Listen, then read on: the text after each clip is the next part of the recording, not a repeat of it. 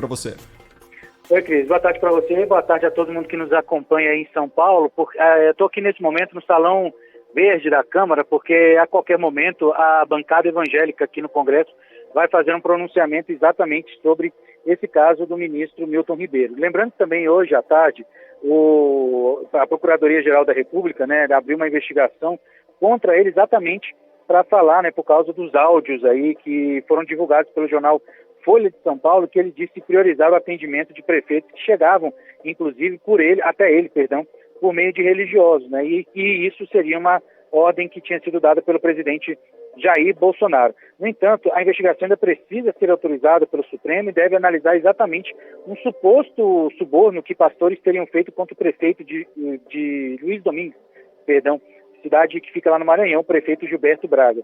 Numa nota que foi divulgada depois que estourou esse caso, o ministro negou que tenha recebido pedidos do presidente para favorecer os pastores Gilmar Santos e Arilton Moura, e aí esses favorecimentos seriam nos repasses do Fundo Nacional de Desenvolvimento da Educação.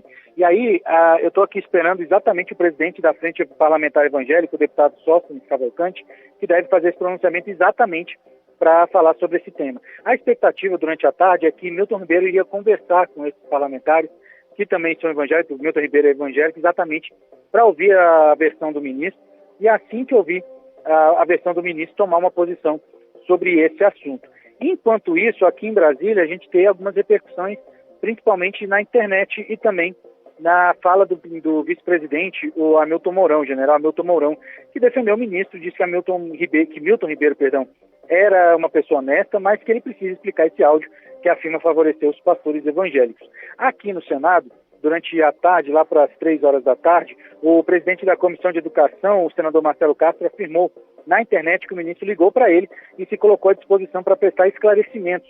E aí, uma audiência deve ser marcada para a próxima terça-feira.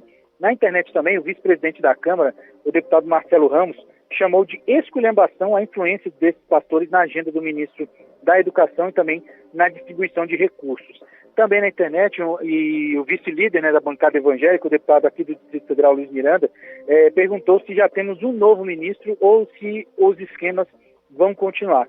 Naquela mesma nota que eu falei anteriormente, Milton Ribeiro reafirmou que o compromisso com a laicidade, né, do Estado, que foi firmado no discurso de posse, né, e que tem um comportamento republicano e em prol do interesse público e do futuro da educação do Brasil. Então, mesmo com todos esses áudios, enfim, o ministro continua no cargo, a pressão ainda é grande para ele sair, e agora a gente espera a posição da bancada evangélica, que é um fiador bem forte, né, da presença do ministro no Ministério da Educação, e a gente vai saber se eles vão apoiar o ministro ou pedir a saída dele, ou como a gente está acostumado aqui em Brasília, nenhuma coisa nem outra. Vamos continuar acompanhando o Márcio Rocha ao vivo de Brasília. Bom trabalho por aí, Márcio. Abraço, tchau, tchau. Rolana, o Márcio falou sobre essa declaração do presidente Hamilton Mourão um pouco mais cedo. Vamos ouvir aqui um trechinho do que disse o vice-presidente. Minha visão que eu tenho a respeito do trabalho do ministro Milton é que ele é uma pessoa que é honesta, ele tem honestidade de propósito, ele é uma pessoa extremamente educada, cautelosa nas coisas. Então eu acho que tem que esclarecer melhor essa situação aí para chegar a uma conclusão do que realmente ocorreu e se realmente houve, né, algo que não seja realizado dentro dos princípios da administração pública. Enquanto não houver um esclarecimento bem bom a respeito disso aí, né, eu acho que não há problema dele continuar no governo, até pela forma como o ministro se comporta, eu tenho, né, profundo respeito por ele. Vamos esperar esses esclarecimentos, Lana. Afinal, os esclarecimentos chegaram ontem por uma nota do Ministério da Educação, mas sem elucidar um ponto principal, que raios que era aquela gravação. Em nenhum momento citou o que era aquela gravação, aquela conversa estranha sobre benefícios na liberação de verbas para fulano de tal, ligado a tal pastor, enfim. E aos poucos os áudios vão se avolumando aí em relação a essas negociações envolvendo o Milton Ribeiro. Claro, tudo tem que ser investigado, mas se ficar provado que seja devidamente afastado o ministro, né, Ana? É isso aí, Cris Panvec, essa informação é importante. Ontem, na nota do ministro Milton Ribeiro, ele não nega que o áudio seja verdadeiro, ele sabe que foi gravado e que esse áudio vazou. O que a gente tem, para quem está pegando o fio da meada agora, é uma conversa entre o ministro e 2 pastores que visitaram o gabinete. Acho que é bom a gente até relembrar esse áudio, se ele estiver disponível, Cris. Gilmar Silva dos Santos e Arilton Moura Correia, os 2 pastores que frequentavam o Ministério da Educação, bastante, inclusive, né? Levantamento dão conta de pelo menos uma visita por mês, em média, coisa do tipo. O que dá para perceber é que esses pastores se apresentavam para prefeitos como uma espécie de lobistas, como se tivessem um atalho para conseguir verbas dentro do Ministério da Educação.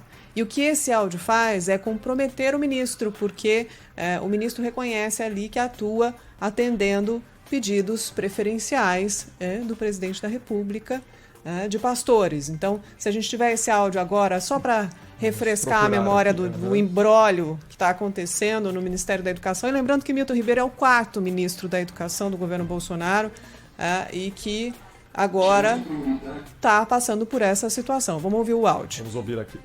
A minha prioridade é atender, primeiro, os municípios que mais precisam. E segundo, atender a todos os que são amigos do pastor Gilmar. Não tem nada com o Arilton e tudo com o Gilmar. Está entendendo, Gilmar? Sim, senhor. Ele também escuta, ele escuta. Então, o Gilmar. Obrigado.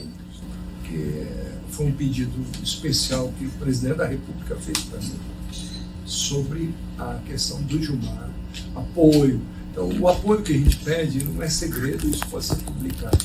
É apoio sobre construção das igrejas. Temos aí este áudio em que o ministro reconhece que tem um pedido especial para atender o pastor Gilmar Silva dos Santos, que está agora no centro dessa questão, porque precisa ser checado se há algum tipo de irregularidade nisso. Se há o que seria considerado um tráfico de influência dentro do Ministério da Saúde, se há a instalação de um gabinete paralelo para acessar mais facilmente os recursos públicos. Isso não pode. Realmente é uma irregularidade que precisa ser investigada, tanto que a Procuradoria-Geral da República acatou mais de meia dúzia de pedidos que foram encaminhados para a investigação no dia de ontem, e agora o Procurador-Geral da República anuncia que vai abrir uma investigação para checar se há algum tipo de problema. E não é uma checagem muito difícil, né, Cris? A gente vê os prefeitos que foram acompanhados com esses pastores, se os recursos foram liberados ou não. E para complicar o meio de campo, o Estado de São Paulo, o jornal, publicou um outro áudio nas últimas horas, falando desse caso que o nosso repórter citou, que é o prefeito do município de Luiz Domingues, o Gilberto Braga, dizendo que não só o pastor Arilton Moura ajudou a acessar o Ministério da Educação, como ele solicitou dinheiro para fazer isso, para que a demanda do prefeito fosse incluída de forma mais rápida na agenda do Ministério da Educação. Arilton Moura, o pastor, teria solicitado R$15 mil, segundo esse prefeito, o Gilberto Braga, para antecipadamente para protocolar demandas da cidade junto à pasta. E sabendo que o prefeito é de uma região produtora, ele também teve a possibilidade de pagamento em 1 quilo de ouro. Tem esse áudio, tem a gravação. Primeiro precisa checar se tudo isso, se esses áudios são verdadeiros, se não foram alterados, e se a agenda do ministro, a atuação do Ministério da Educação, tem realmente algum indício de que isso pode haver irregularidade. O que a gente tem colocado nesse momento é uma denúncia grave, né, de desvio na atuação do ministro Milton Ribeiro, que deve prestar esclarecimentos no Congresso Nacional, que deve prestar esclarecimentos à Justiça. Precisa deixar claro e transparente e cristalino que a atuação dele à frente do Ministério da Educação não tem manchas, né?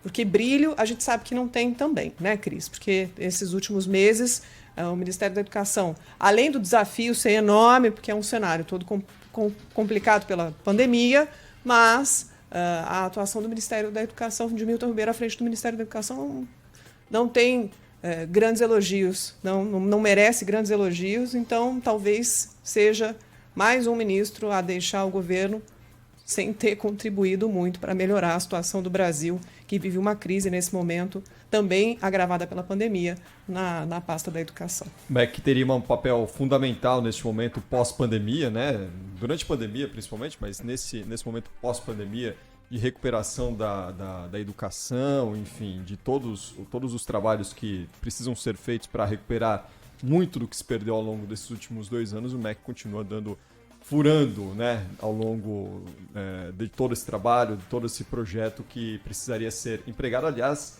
Lana, se a gente pegar esse histórico recente do Ministério da Educação, não é dos mais brilhantes, né? Ricardo Vélez, Abraham Weintraub e agora Milton Ribeiro, olha os 3 juntos, tá difícil juntar. Né? Muito difícil salvar alguma coisa que tenha sido uma contribuição importante deste governo para a educação, né, Cris?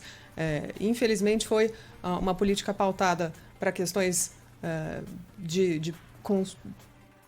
ideológicas, né?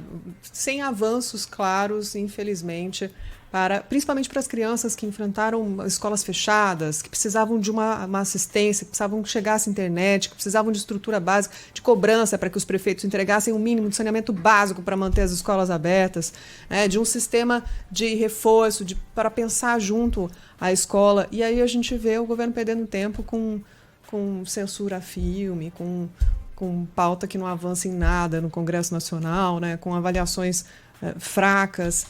Enfim, vamos em frente. Tomara que o ministro consiga, de maneira rápida, esclarecer, porque essa dúvida não pode ficar no ar. Vale lembrar que a educação básica não é de responsabilidade do governo federal, mas no caso recente enfrentado por nós brasileiros e pelo mundo afora por causa da pandemia, o governo poderia ter tido sim um papel de articulador central de todo esse trabalho, e não teve, né? O Milton Ribeiro não teve, não foi esse cidadão que conduziu esse trabalho ao longo dos últimos anos, durante a pandemia, e pelo contrário, né? Lavou as mãos muitas vezes nesta questão.